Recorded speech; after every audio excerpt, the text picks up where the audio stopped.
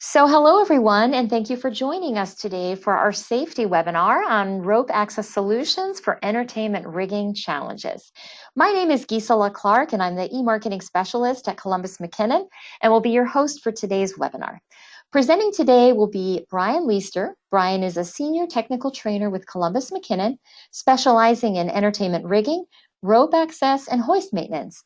He has 14 years of experience as a rigging professional in the entertainment industry and 10 years of industrial rope access experience. The advancement and sharing of knowledge are Brian's greatest passions. He values his role as a trainer as his greatest privilege. He's trained over 60 rope access technicians across all levels of Sprat certification. Also presenting today will be Nick Fleming, Business Development Specialist for our CM Entertainment Division. Nick has been a contributor to the rope access community for 7 years. He's currently certified as a Sprat and RATA technician and has previously served on working committees for Sprat. Nick has served in the management role overseeing rope access at a large theme park and owned his own rope access business that spanned multiple industries. So before we begin, there are just a few things we'd like to cover. If you can advance the slide, please, Brian. One more. So as I said earlier, we are recording this session, and the recording link will be shared, be posted to our YouTube channel and shared afterwards in an email. So look for an email with a recording. Everyone is in listen-only mode, as I said, so we encourage you to ask questions in the Q&A pane.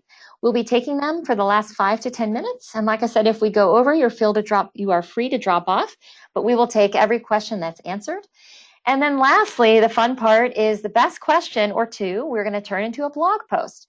And sometime afterwards, when we choose those winners, we will send you some CMCO promotional items. So we'd love to have questions. Send us your questions. We'll take them. And like I said, the best one or two will be featured in a blog post within a few weeks. So thank you for your attention. And now I'd like to turn the meeting over to Brian so that we can begin. Brian? Thank you, Gisela. Thanks everybody for joining us on our webinar today. This is the first one that we'll be doing on rope access, safety, and entertainment related matters. We have a disclaimer up right now that says the information in this training is intended for general information purposes only. So this is not a training session. This is an informational session. We're going to talk about what rope access is, why rope access is safe, how to become a certified rope access technician, and then we're going to delve into some of the techniques and applications that we use in the entertainment industry. The rope access evolved from recreational climbing and caving, and then we took that and married it up with the safety standards that are relevant to our industries, whether it's entertainment or other industries out there. And we took those two together to form rope access, which came around in around the 80s. Is when RATA first got started with rope access, so that people could access areas that were otherwise inaccessible. Now, nobody just on a rope and a harness is a rope access technician. We're talking about certified and trained rope access technicians using a two-rope system at all times. There are two sets of standards that are commonly accepted for rope access work around the world. One of those is Sprat, the Society of Professional Rope Access Technicians. The other is RATA, the Industrial Rope Access Trade Association. Both of these organizations are relatively equal. Some companies might prefer one over the other, but both of them pretty much teach to the same standards and have the same set of levels. So let's talk a little bit about the similarities and differences between these two structures. Sprat and RATA both share the same minimum age of 18. They both have membership fees that are required to participate in the development of their standards. They have the same general methodology and techniques. So a rope-to-rope transfer in Sprat is the same as a rope-to-rope transfer in a RATA, pretty much.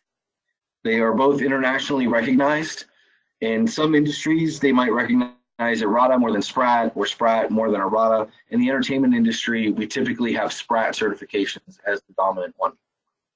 Both have 3 levels of advancement that we're going to go into a little bit later, and both employ a two-rope system. Now, there are some very minor exceptions to that rule, but typically if you're doing rope access, you're on a two-rope system.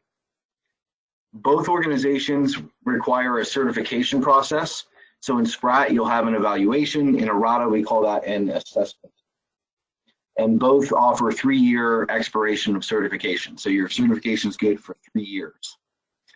And both, the most important part of all rope access activity, whether you're Sprat or RATA, is the job hazard analysis process. Well, some people call this a job safety analysis, a tailboard document, but basically this is what makes rope access safe that we're going to get into shortly. Some differences between Sprat and RATA. Sprat has a slightly lower barrier of entry. So as a Sprat technician, between levels, you only need 500 hours at each level. As a level 1 to get to level 2, and level 2 to get to level 3 requires 500 hours each, and 6 months minimum between levels. A RATA doubles that. A RATA requires 1,000 hours between levels and at least 12 months. Sprat has no specific instructor requirements as of right now. That can always change because both these organizations, they update their standards and their requirements. However, a RATA requires that a level 3 be an instructor. No company requirements are there for Sprat. Anyone can pretty much start a rope access program under the Sprat scheme as long as they understand the standards and can perform the training properly. However, in a RATA, only an RATA approved training company can certify a RATA technician. Sprat has an audit process and development that will be voluntary. A RATA requires audit. So if you're in a RATA member company, you are subject to audits by a RATA.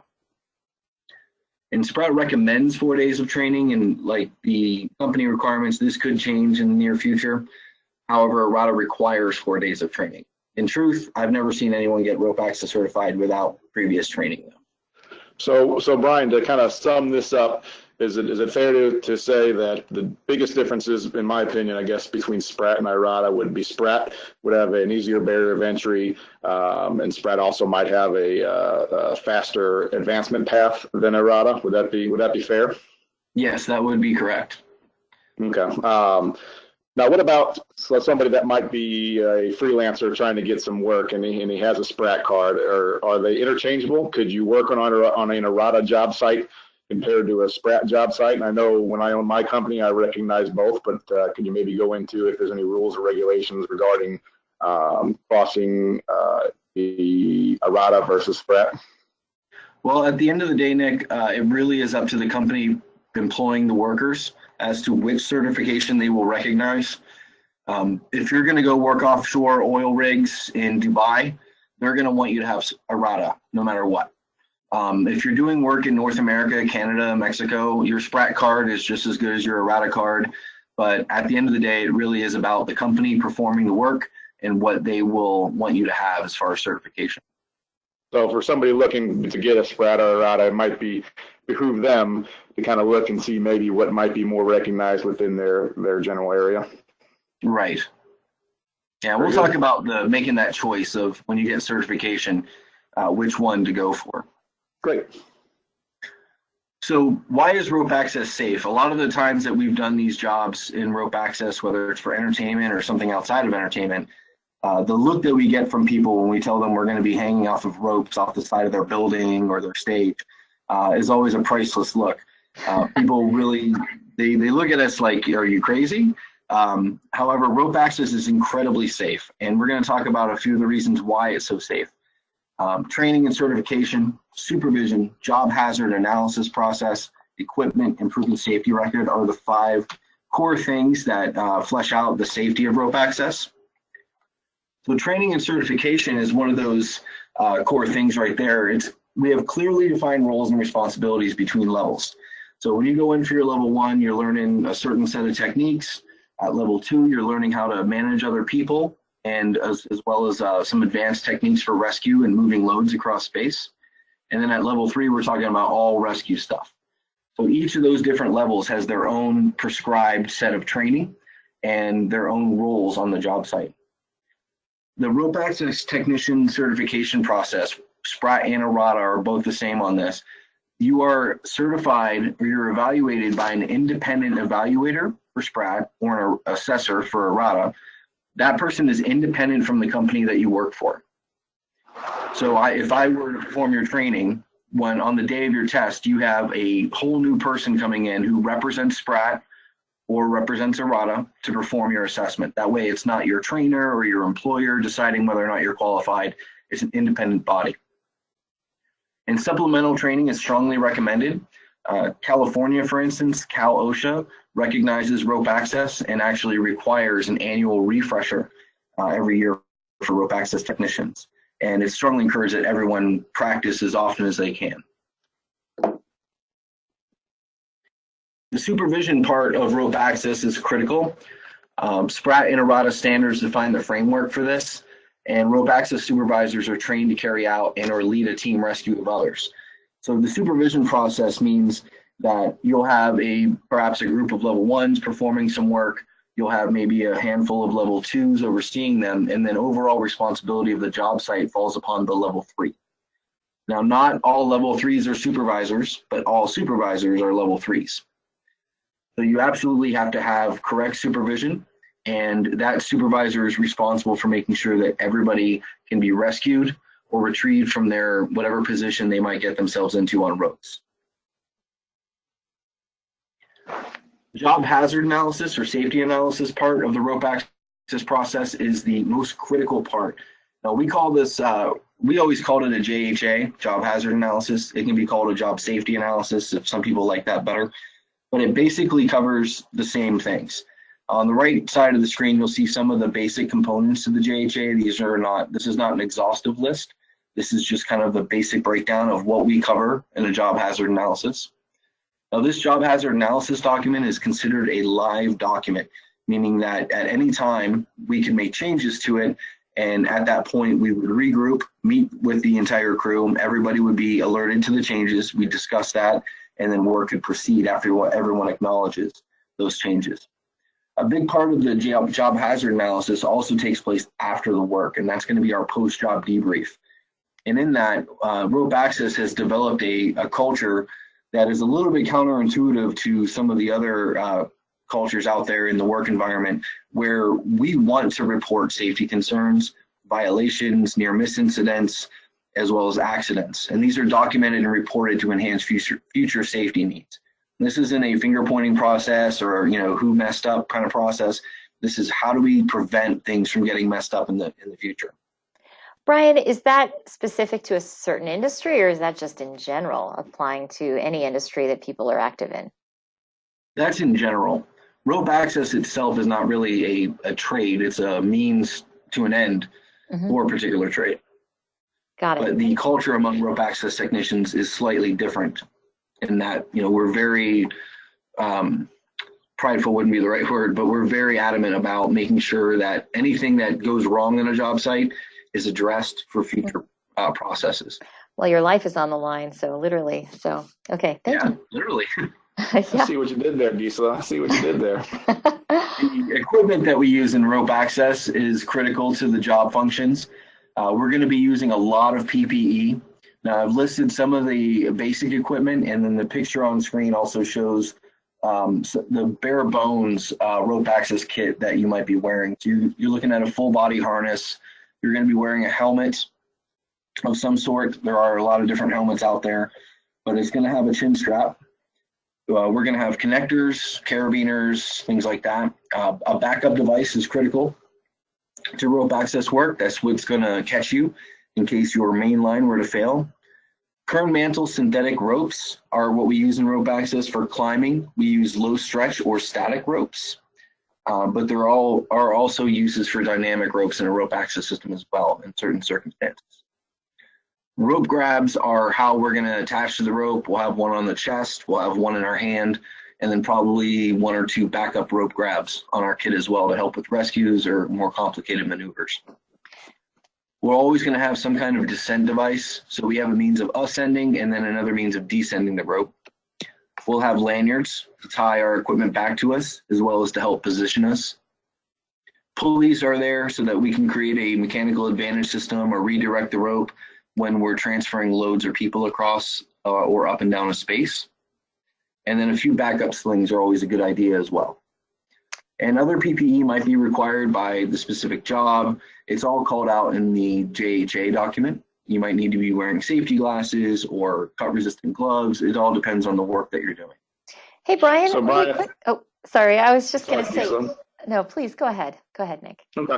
I think one thing that's important to note is I think that although Sprat and RATA, they call out the type of equipment that you got listed here, they don't necessarily govern the brand or the model of the equipment. And God knows you and I both, Brian, have been part of many conversations of that misconception that somebody would bring a different type of ascender or descender.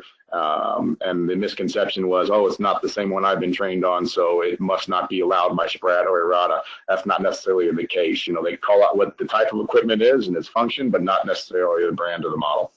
Interesting. Yes, that's correct, Nick. The standards for Sprat and RATA, if you're in Europe, you'll be following EN standards, but they tell you what the equipment has to be capable of. They don't tell you what kind of equipment it has to be or who makes it or anything like that. So like a rope grab, for instance, will have to hold a certain amount of weight before slipping on the rope. As long as it meets that, that or any other specifics that are in the standard, then you're good. Got it. There is a pretty common trend as far as what equipment is used out there, but there are alternatives, and every day someone's making new stuff, improving upon the equipment that we use. Did you also have something? Brian, real quick, are there also pieces of equipment that have been proven to be unsafe that Sprat or RATA have said do not use this? I don't know the answer to that. Just curious. Absolutely, Nick. Like a figure eight. A lot of people in the old school days would use a figure eight descender, and both Sprat and RATA require your descender to have like a fail to safe function to where you can be hands free without having to like tie it off. That way, if you were to pass out on the rope, you're not going to just start falling down the rope. So there are some pieces of equipment out there that are associated with recreational climbing that are not appropriate as PPE for rope access. Great. So education and training just leaks right through in this portion then. Yep. Sorry, Gisela, go ahead. Oh gosh, no, please go ahead. No, that was great. Please continue, Brian. You're good. Okay. Another reason why rope access is safe is we have a proven safety record. We have the lowest injury and fatality rates versus any other kind of work at height methods. And the proof is in the pudding when you go to the RATA website. Every year they publish a work and safety analysis. Now on the screen picture I have is the one from 2017.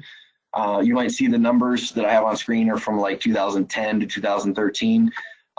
It just requires a lot of research and everything to update those numbers, but it kind of gives you a clear picture. I've chosen 2011 and 2013 to show you guys because those are the two fatalities that we've had in rope access by certified RATA rope access technicians in all of this time. All right, there hasn't been another one since that I'm aware of at this time, and there weren't any before that we have in this record. Now, Sprat doesn't publish the same kind of document, but we are in Sprat working towards this kind of publicized information. So how do you become certified? That's a question that I get a lot through emails and word of mouth, and people say, should I go for Sprat or RATA? And I found a funny cartoon that kind of encapsulates the ideas between that decision.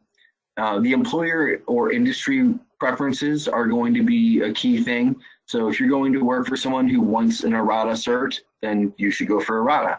If you're doing work in North America, Canada, Mexico, United States, your Sprat card is pretty much going to get you wherever you need to go, except for some specific companies that might prefer RATA. The availability of training locations can be a key deciding factor here as well. There are only 3 RATA facilities in the United States. There are probably more than 30 Sprat places that you can get training. So the availability for training and to go and practice your skills in between certifications is a lot more for Sprat than it is for RATA, at least here in the United States. Geographical presence could be a deciding factor. If you're working in Dubai, then you should be looking for RATA. If you're working in the Netherlands, then you could go for Sprat pretty easily. United States tends more towards Sprat as well. And the barrier of entry, like we talked about earlier, the amount of hours you need to progress between levels is going to be a deciding factor. For Sprat, you can get through up to level 3 rather quickly in half the time and half the hours compared to a RATA. And then there's also membership benefits. The RATA rules are made up by a council, right? We don't have a democratic process really in that. I mean, there is input, but ultimately there is a specific council and they make the rules. Now in Sprat, you can become a member by paying membership fees, or your company can pay fees as well, and you get votes.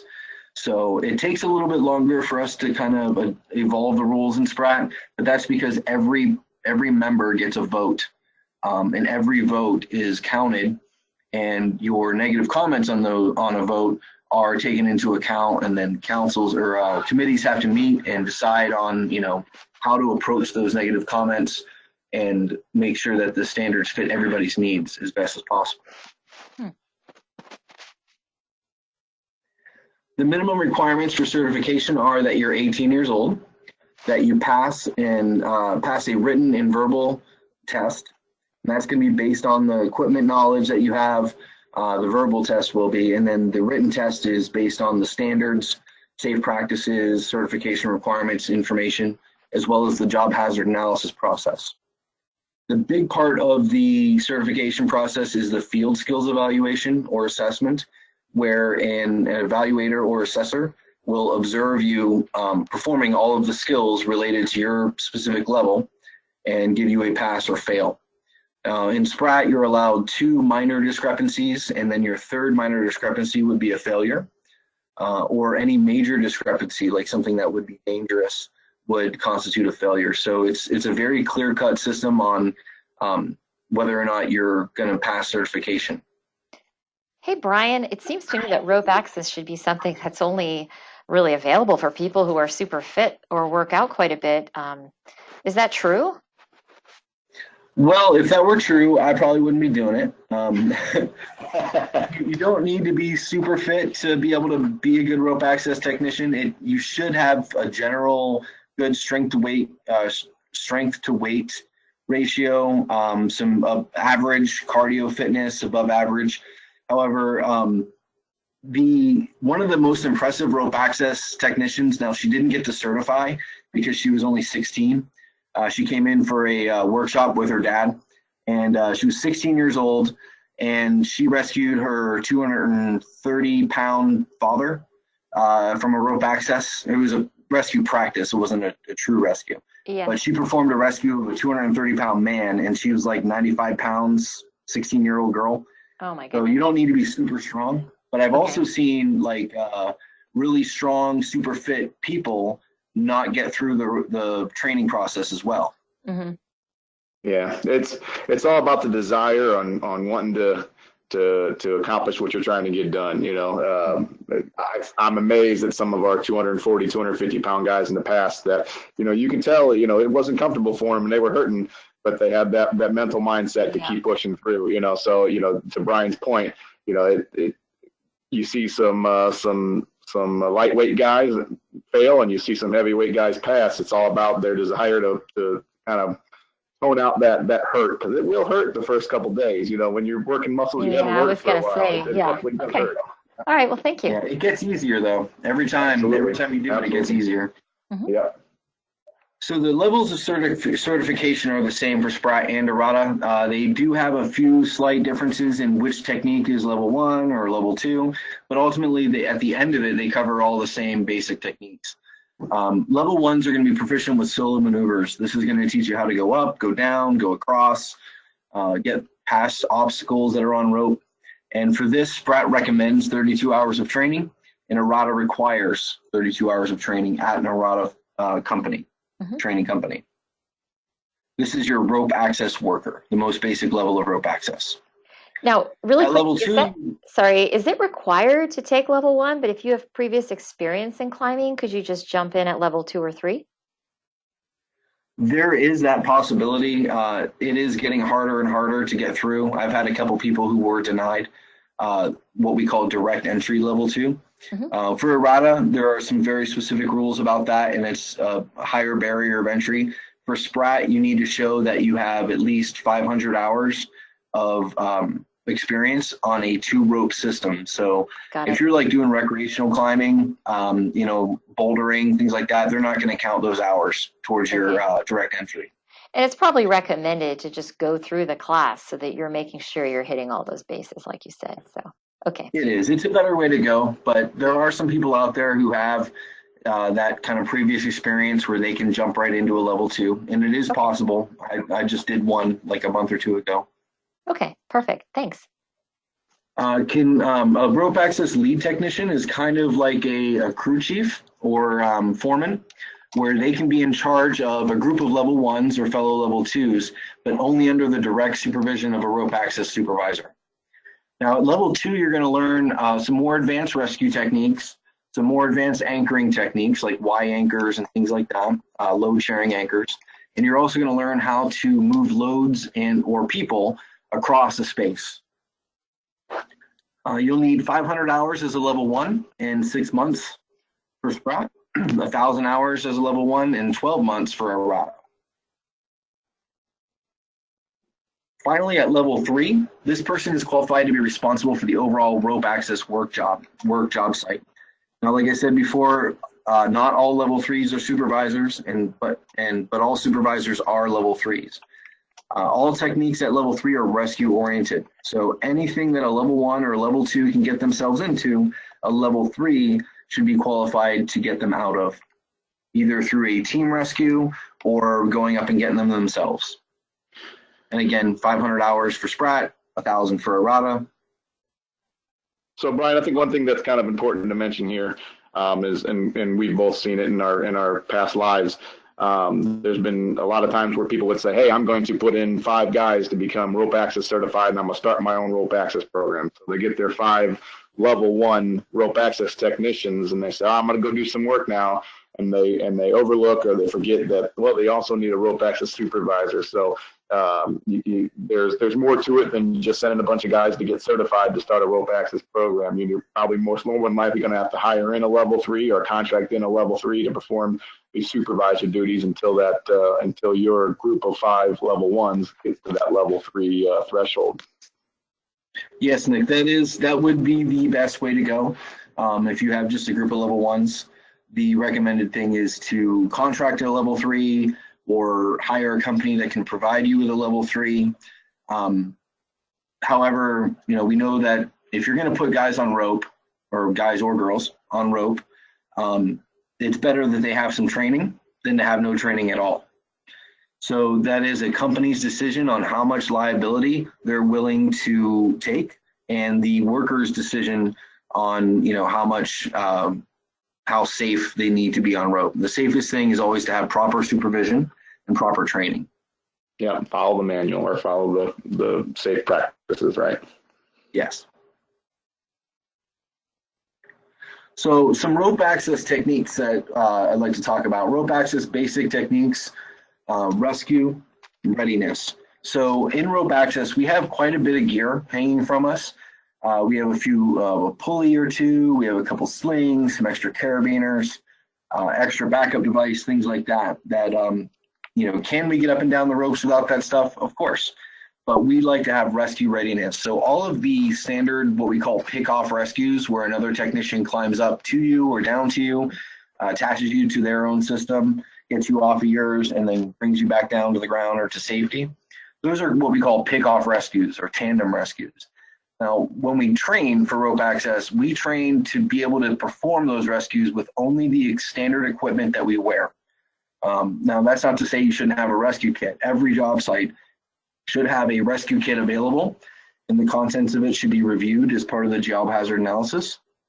But we train to make sure that we can do it with the minimum amount of equipment necessary so that at any point in time, one technician can rescue the other. And also we can rescue ourselves if that's an option. So Brian, I think this might be one of the most important slides of the whole presentation, and just how impressive that rescue readiness is in terms of rope access. There's been countless fall protection type of things that could have been done utilizing fall protection, but there was no rescue plan, so it turned into a rope access job because that rope access job had a rescue plan built into the JHA. Going back to the JHA, it's phenomenal how many safety experts we've talked to that they've looked at a JHA and just been unbelievably impressed with the amount of items that have been ticked off in preparation for getting ready for a job. That's true, Nick. In terms of the requirement, the OSHA requirement for a prompt rescue, rope access supersedes any other work at height method in that sense, because the technician already has the gear on them to perform the rescue. The parameters of the rescue have already been discussed at the beginning of every job, every day of every shift, and it's always in our heads. A level 3, if you have a level 3 walking around on a job site looking around, that person's not just walking around willy-nilly. They are constantly evaluating the potential for needing to rescue somebody. And that's what the level 3 does, is they constantly monitor everything that's happening so that at any point, if one of their technicians were to become incapacitated or injured, they can get them down right away. And what we say is a standard pick-off rescue is a target time of about 6 minutes. I've seen it done in 3. Wow. And slightly less than 3 from about 15 foot high. So you have to take into account the time it takes to get up to the casualty. But in a practice scenario at about 15 foot high, it should take no more than 6 minutes to perform what we call a pick-off from ascent rescue. Yeah, it's very impressive to see. It's impressive how serious all the rope access technicians take that portion of rope access. It really is. So the ascent and descent methods that we use, we always have a backup device attached to a safety rope, and that's going to be separately anchored to a separate anchor system in case something goes wrong with our main line that we're on. We have a complete backup system next to it, ready to go.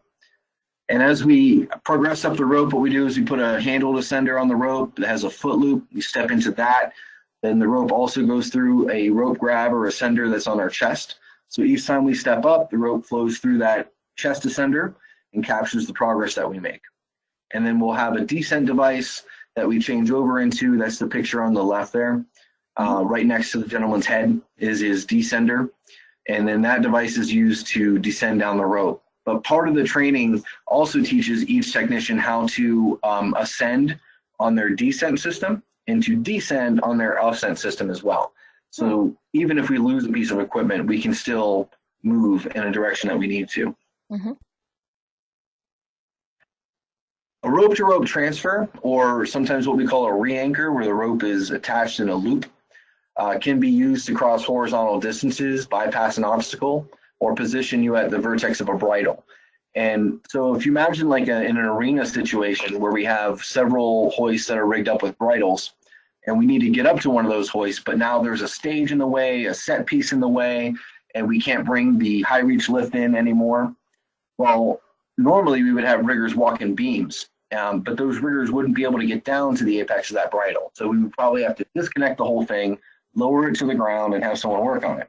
But with rope access, we can perform what we call a rope-to-rope transfer or re-anchor and get ourselves, we can mimic the position of that bridle with our body and get right down to where the hoist is to do whatever kind of maintenance or inspection or anything like that we need to do, or replacement of the hoist while at height, without having to have a whole bunch of downtime or break apart a stage to get a lift through. Another really great technique for rope access. Now this is right now is a level 2 technique for Sprat, a level 1 technique for a RATA. It will soon become a level 1 technique for Sprat as well, though. This is called the aided traverse. And this is a technique where a rope access technician crosses a horizontal distance point by point, or we can use a set of sliding beam clamps on an I-beam, which is my favorite way to go because it's really fun. What we would do with this is, instead of walking a beam and laying on that beam in a fall protection scenario and having to do the work by reaching down underneath the beam to get to the hoist and everything, we can actually position ourselves underneath the beam, right where all the rigging is, and move along to where a hoist or other rigging item is, or attachment, and then do whatever we have to do, whether it's install, replace, or strike that rigging and attachment. We can do from a suspended position with a lot better ergonomic access to the equipment. We also practice edge negotiation in rope access. This is a level 1 maneuver, and we build on this maneuver when it comes to moving loads and people. So if we have a catwalk structure that we need to either get around or deploy over and get underneath of it, the edge negotiation techniques that we use in rope access are an important part of that.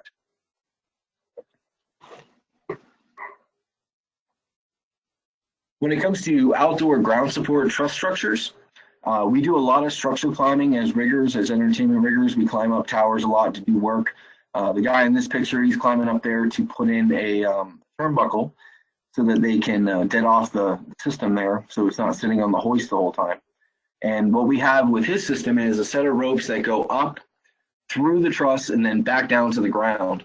And this way, if that technician were to become injured or incapacitated, instead of sending another person up to get him, we'd be able to go right there to the base of the tower, operate a descent device, and lower him down. Now, that part of it isn't in the picture, unfortunately, but that is how it's set up so that we can lower this guy down to the ground without a second person going up. Maybe he got electrocuted in this scenario and there's live electricity going on up there.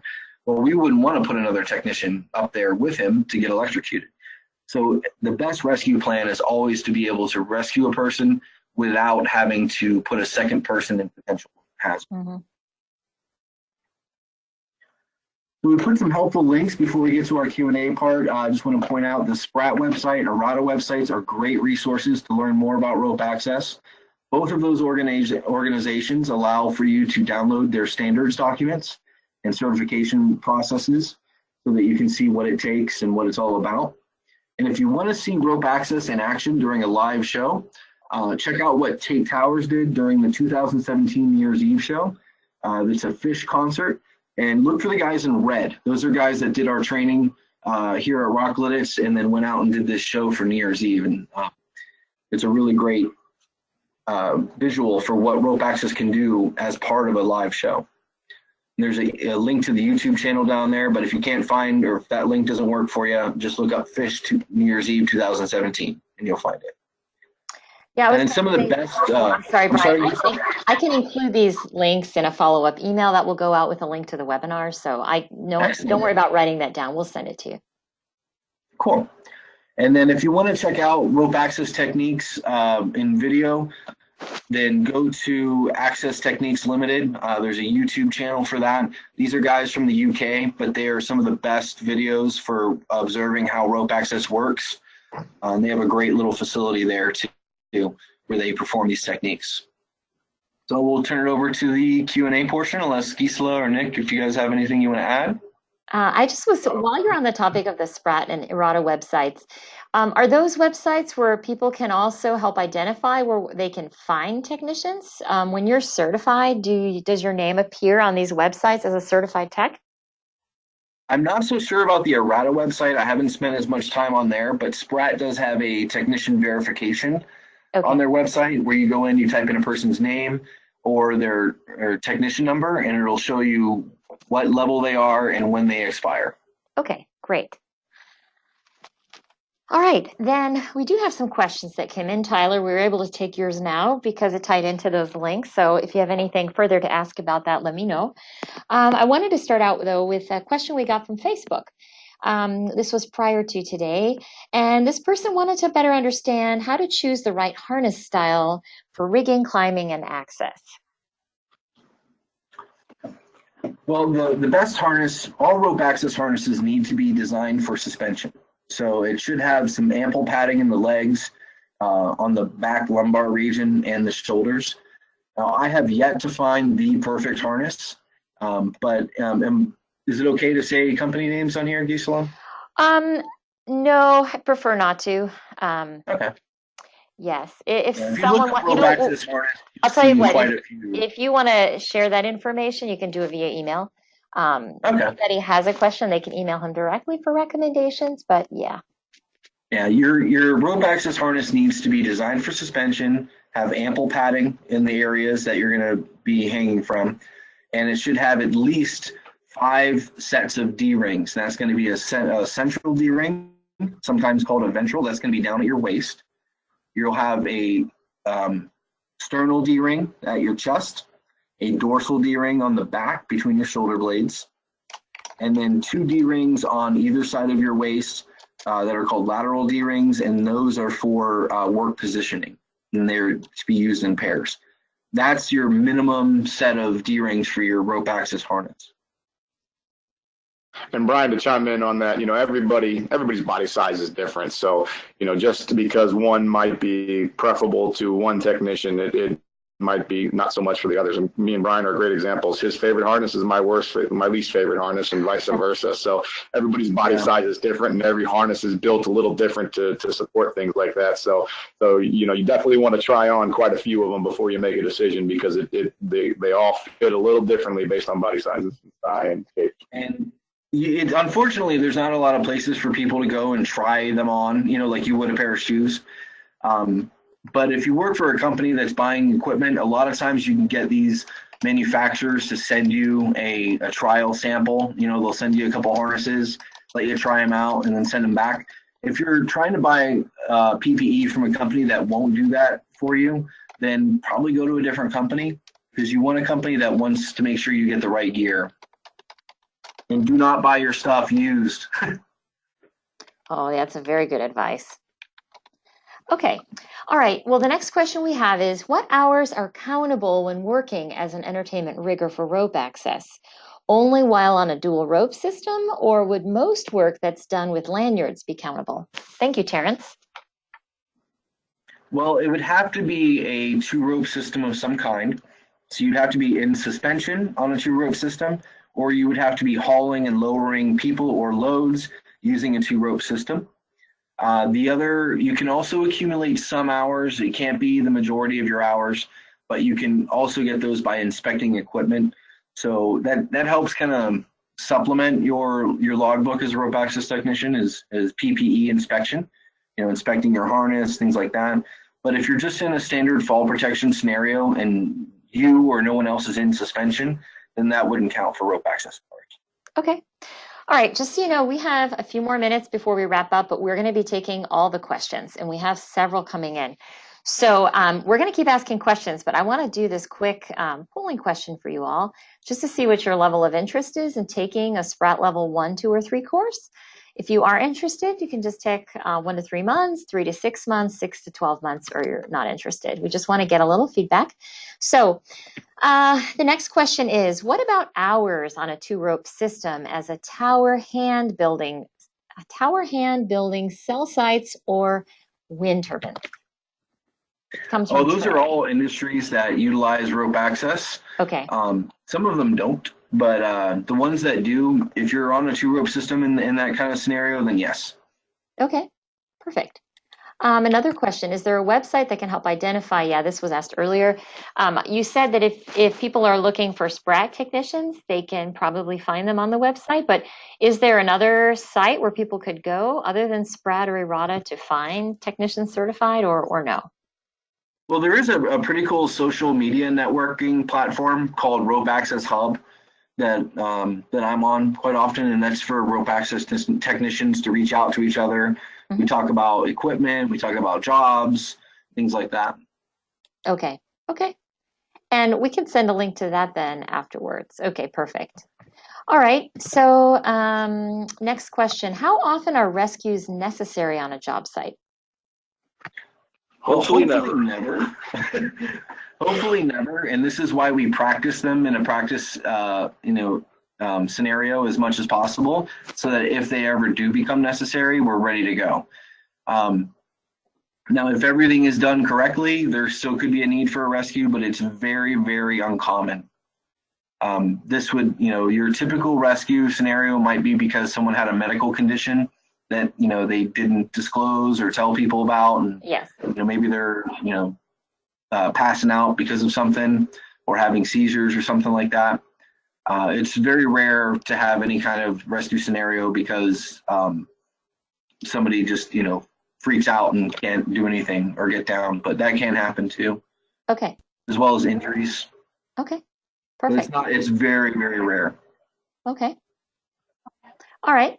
A question was typed in that Nick went ahead and answered in case you didn't see it. So an LVL1 cannot work without an LVL3 present. And further, an LVL3 cannot be the sole rope access tech on site. And his response was, if you take a look at the Sprat safe practices, it will call that out for you in depth, sprat.org, and you can download that information. So thank you for the question on that one, Kyle. All right, next question. Do these companies offer a package that you could purchase if you were looking for a level 1 kit? This probably goes back to what you were discussing earlier. Yeah, you can find, there are several suppliers of rope access equipment out there, and a lot of them will have a pre-set up kit that you can buy. Okay. Okay. The next question, we have just a few more. And as I said, I'll tell you what, we'll take just like a 30-second break. Can you go to the next slide, please? Brian, we have 3 more questions that we're going to answer. In case any of you want to reach out to Brian or Nick directly, here's their information. You can jot it down if you like. I'll also include it in the follow-up email that I'll send to everybody that's on the call. Okay. And next, if you can go to the last slide, or I should say the next to last slide, Brian, please. Perfect. I just want to share with you some of the upcoming classes we have. If you're not familiar, Columbus McKinnon has a facility at Rock Lidditz where Brian Leister is located. And we have many different things, events all the time. You can go to our website, which is training.cmworks.com on the bottom. If you are not in the entertainment industry, we also have a listing of all the other industry training classes there on training.cmworks.com. But we have an RTC motor school coming up in September. We do have some Sprat classes coming up in August and September, as well as a 5-day mega school coming up in Orlando in August. So just to kind of highlight those. And then if you can again flip to the last slide, I just want to share with you that we are on social media. I have our information, those are all the sites that we're on. So if you want to connect with us there, please do so. We're quite active on social media. So with that, I'd like to go ahead and continue answering questions. But for those of you that need to drop off because we have hit our 45 minutes, we're very grateful you could come. And as I said, we will take questions for as long as possible. Brian, if you can flip back up to your contact information and Nick's, that would be great. That way, if anybody wants to jot that down and hasn't already, they can. Okay, so thank you for coming, and we will continue to take questions here. So do climbing helmets for rope access need to meet ANSI standards? I was looking, and there are only a few that meet the standards. Yes, first of all, remember that ANSI standards are voluntary consensus standards. So when you say, does it need to meet that? It really depends on the company that you're working for. However, it can be said that industry-wide, yes, you're going to be wearing an ANSI helmet. Okay, great. Another question, if I have been inactive for too long, would my practice hours or refresher hours count towards loggable hours? This came from Tommy. And Nick already answered to the group via text. Yes, as long as you're properly supervised, so the supervisor can sign off on your hours, they will count for sure. In fact, they probably are great hours to log, as hopefully you can practice your rescue techniques. So, and a couple more have come in. If you're a level 1 Sprat tech and you're having trouble getting your hours, would you recommend direct entry as a level 2 after you log all 500? Or would you continue to recert as a level 1? And this question comes in from Joe. So if you're having trouble getting hours as a level 1, yeah. If you're already a level 1, you're going to need 500 hours either as a level 1 or previous experience to direct entry level 2. Okay. If you've already gotten your level 1, you can there's no more direct entry there. Okay. But I wouldn't bank on getting approval for direct entry. I would try to go through the process normally. Okay. Okay. Let's see. And Nick, I'm going to ask the question. I'll let you answer this one directly because you've typed it. Do you ever practice these rescue situations with EMS as a live training scenario? This comes from Tyler, and Nick, you can address that one. Yeah, it's a great question. It's something historically that I have struggled with in my previous life of owning my own company. And if EMS is available and up to the challenge to practice scenarios of when they arrive, what the scenario might be, it definitely can't hurt. I think it's kind of a double-edged sword because there's also that feeling of confidence and that feeling of I can rescue this guy in any situation. So when EMS arrives, it's important to note that they definitely own the scene, and your job is to support them when they arrive. So yes, I think it'd be great to practice so that when EMS arrives, they know what they're getting into. But it's not something where you would perform the role of a first responder, so to speak. Okay. All right. And it looks like we have one more question. This comes from Catherine. Any advice for those of us who design the equipment and structures for touring shows to make rope access easier, safer for rope access technicians? That's a great question. Yeah, there's a ton of different things that you can do, like the ground support truss structure, for instance. When we're building that, we set the ropes up before that truss goes up in the air. That way it's ready to go. And we also have techniques in rope access that we call like pull-through rope retrievals. So we'll set the rope up on the truss, knowing that we're probably going to want to get up to it at some point during the job. And then when we get up there, we do our thing, come back down, we can actually pull those ropes off the truss from the ground level so that, you know, you don't have to leave ropes hanging the whole time. But yeah, there's a lot of different things. I mean, without visual aids and specific examples, it'd be hard to get into, but through my experience as an entertainment rigger and a rope access tech, there's a lot of things that you can do to prepare your structures for rope access, the same way that you would for fall protection. Excellent. Thank you, Brian. Okay. Do you inform EMS prior to beginning rope access work, and would it be a good practice to do so? This comes from Tyler. Absolutely. Yeah, that's another great question. Yeah, I mean, you know, what you're performing has the potential to become a hard rescue for an EMS person to walk on scene and do. So advising them of what the scenario might be should something go wrong would definitely be of good practice. Okay, and is there an app that I can use to log my hours instead of carrying a paper logbook around? Oh my gosh, that's interesting. I would imagine there would be, wouldn't there, Brian? Nick? There are some apps out there. I've tried a couple, and some of them even have like location things where you can ping your location and it puts that into your logbook electronically. Mm-hmm. And then I lost my phone, and when I downloaded the app again, it was gone. So nothing beats having a paper logbook that you keep in a secure, safe location.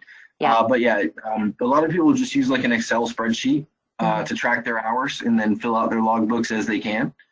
But as far as the apps go, I'm not sure if there are any new ones out there, but I haven't found one that meets all my needs. You know, I'll ask that question on our entertainment channel on Twitter and see what people have to say, see what we can learn from that. If any of you know of any, want to share them in the pane, go ahead, but I'll ask that question. So, and final question, it looks like, of the day, are most jobs required or expected to provide harnesses and equipment?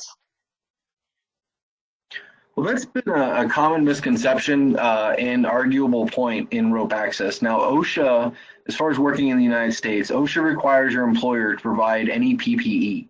Mm-hmm. Right? That doesn't mean they're going to give you the best harness or anything. That just means they're going to have to provide PPE. It doesn't, because OSHA in every state doesn't necessarily officially recognize rope access. Mm-hmm. Some companies might argue that rope access isn't covered by OSHA. However, OSHA's general duty clause pretty much states that you have to protect your workers from any hazards. So if the hazard is you're working at height off of ropes and you need PPE to carry that out, then your employer would be responsible for OSHA to supply you with the correct PPE. Okay, perfect. We did just get a comment back from Steve saying for keeping a log electronically, you could use a Google Doc, so it's cloud-based but still accessible by phone. Yeah, that's a great idea. Yeah, that's great. That could just be remember, you're going to need that supervisor signature. Yeah. So your paper logbook that you have, the booklet, that's what the evaluator is going to need to see when you go up a level. So you need to have those signatures on there. Got it. Okay. And if I work for a large company, should they be responsible for maintaining my hours? Should they develop a program? Is there a standard for that? But it sounds like what you were saying, Brian, correct me if I'm wrong, is that each person is responsible for that themselves? Yes. As a rope access technician, you are responsible for recording your hours and logging them. Now, in my previous roles as a rope access coordinator, I took care of keeping tabs on everyone's hours, not for the technicians, but for the company, so that we would know when to schedule training and things like that, because we had a team of like over 20 people. You bring up a good point. Yep. But it does behoove the company you work for to keep track of those things. But when it comes down to certifying and qualifying for each level, it's the technician's responsibility to maintain their logbook. Well, that is all the questions for today. And as I said, you're going to get a follow-up email if anything else comes to mind or you have suggestions for a future webinar you'd like these two to talk about, please tell us. We'd love to hear your comments, what you thought about this today. You can post them in the Q&A pane as well. But we just want to thank you all for your time and attention. And yeah, wish you a good, safe rope access path forward. Thank you.